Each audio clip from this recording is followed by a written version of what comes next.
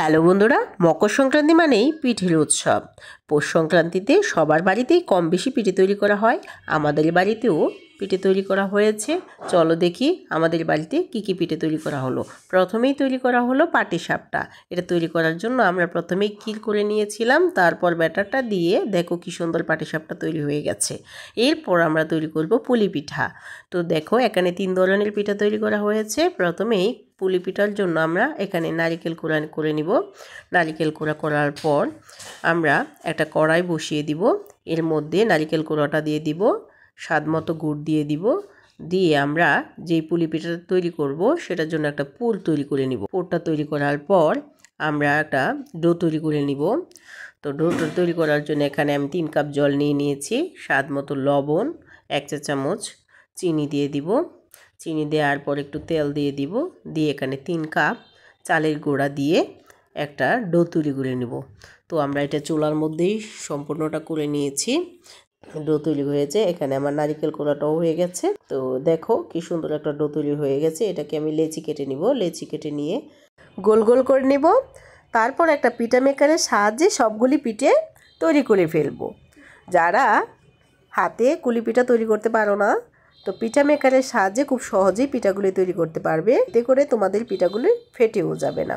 তা হাতেও কুলি পিঠা তৈরি করে দেখালাম। যারা হাতে তৈরি করতে পারো তাহলে তো আরও ভালো। দেখো কি সুন্দর মুড়িটা ভেঙে আমরা কি সুন্দর পিঠা তৈরি করে ফেললাম। এক এক করে আমার সবগুলি পিঠা তৈরি হয়ে গেছে। এখন আমি সবগুলি পিঠা দিয়ে দিব ভাপিয়ে নেওয়ার জন্য। 20 মিনিট পর আবার দেখাবো। দেখো আমরা এখানে আরেকটি কালারের পিঠা তৈরি করব। একই পদ্ধতিতে আমরা কালার ইউজ করে আরেকটি কালারের পিঠা তৈরি করব। তো যাদের বাড়িতে বাচ্চারা পিঠে খেতে চায় না, এভাবে পিঠা বানিয়ে দেখবেন, ওরা খেয়ে নেবে। এই চ্যানেলে যদি তোমরা নতুন হয়ে থাকো তাহলে অবশ্যই আমাদের চ্যানেলটিকে সাবস্ক্রাইব করে আমাদের পাশে থেকো।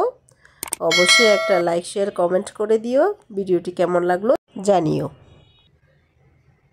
দেখতেও কত সুন্দর হয়েছে দেখুন।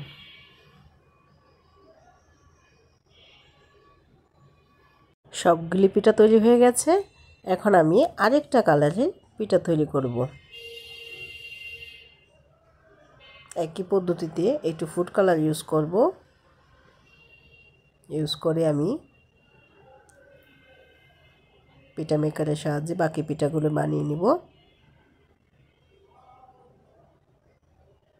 দেখো কত সুন্দর লাগছে।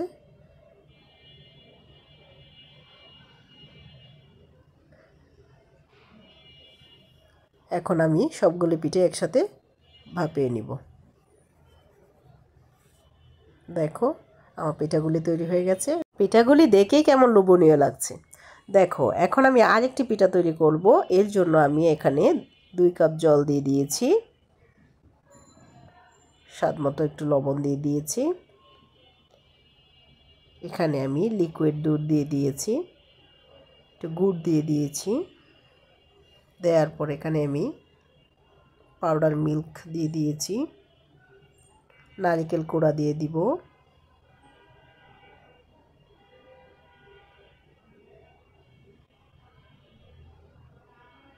দেখো এখানে 2 কাপ চালের গুঁড়া দিয়ে